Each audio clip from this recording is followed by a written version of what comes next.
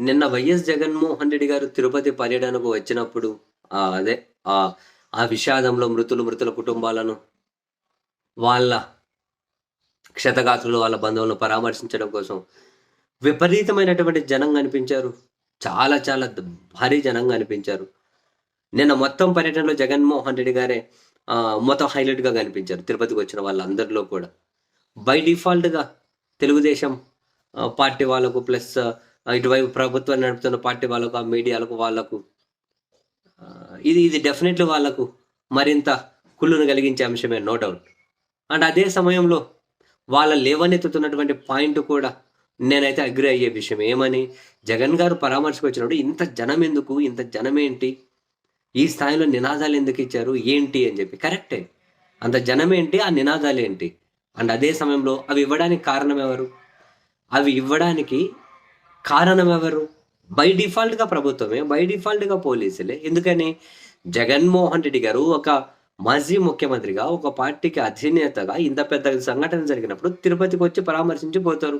ఆయనే ముఖ్యమంత్రి గారు ఉన్నప్పుడే వస్తాననలే. ముఖ్యమంత్రి గారు వెళ్ళిపోయిన తర్వాత మాజీ ముఖ్యమంత్రి గారి షెడ్యూల్ అనేది స్టార్ట్ అయితది. అప్పటికి మంత్రులు ఉన్నారు ఉండనియండి. స్టార్ట్ అవుతది. స్టార్ట్ అవుతది అన్న దగ్గర నుంచి ఇక్కడ క్షతగాతులను ఒకవైపు డిశ్చార్జ్ చేసి పంపించేస్తున్నారన్న వార్తలు విజువల్స్‌తో సహా మనకు కనిపించాయి. సరే జగన్ గారు వచ్చారు. రేణిగుంట దిగి తిరుపతి దగ్గరకొచ్చి తిరుచానూరు క్రాస్ రోడ్ వరకు వస్తే, మీరిక్కడే ఉండండి. హాఫ్ అన్ అవర్, 40 మినిట్స్ తర్వాత పోండి అని చెప్పి పోలీసులు ఆపాల్సిన అవసరం ఏముంది? ఒక మాజీ ముఖ్యమంత్రిని, ఇంత మాస్ లీడర్‌ని రోడ్డు మీద ఆపితే, స్థానికులు, జనాలు, వాళ్ళ పార్టీ అభిమానులు గుమిగూడకుండా ఎక్కడుంటారు?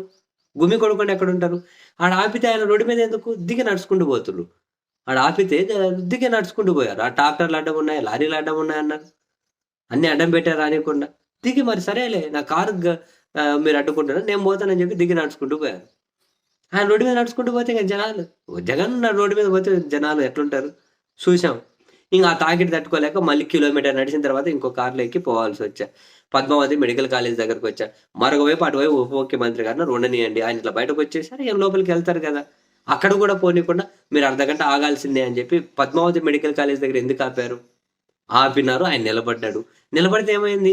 మెడికల్ విద్యార్థులు, అక్కడికున్న రోగులు బంధువులు, వాళ్ళు, వీళ్ళు, భూమి మొత్తం జుట్టుకొనేసారు. ఇక్కడ ఉప ముఖ్యమంత్రి గారు ఉన్నారు. మీడియాతో మాట్లాడుతున్నారు. ఇక్కడున్నోళ్ళు గాని పరిగెత్తుకుంటూ జగన్ దగ్గరికెళ్ళిపోయారు. ఎవరు ఆపమన్నారు? ఇంక ఆయన ఆపుతున్నారు. ఆయన నిలబెట్టేశారంటే బై డిఫాల్ట్ వాళ్ళ అభిమానులు అరుస్తారు. వాళ్ళ ఫ్యాన్స్, వాళ్ళ కార్యకర్తలు అరుస్తారు.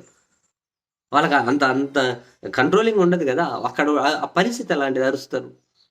ఆయన డైరెక్ట్‌గా ఎళ్ళిపోయి, డైరెక్ట్‌గా వస్తూ ఉంటే ఇవన్నీ జరగలే. వీళ్ళు ఆపితే అవన్నీ జరిగినాయి. ఆయన పోనీకుంటే అవన్నీ జరిగినాయి.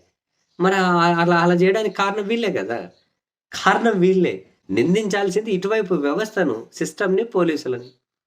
జగనొస్తే అంత జనం ఏందంటే మరి వచ్చేటట్లు ఈళ్ళే చేశారు. నిలబెడితే మరి రాకుండా ఉంటారా? నిలబెడితే రాకుండా ఉంటారా? మనం జూసాం గదా! ఉప ముఖ్యమంత్రి గారు గాని చెవులు ఇట్లా పట్టుకొని ఆ సౌండు ఎవరొచ్చారా అంటున్నారు. మరింక ఎందుకు ఆపారు? ఆపితే జనం గుమిగూడతారు. ఆయనేం సాదాసీదా వ్యక్తి కాదు గదా!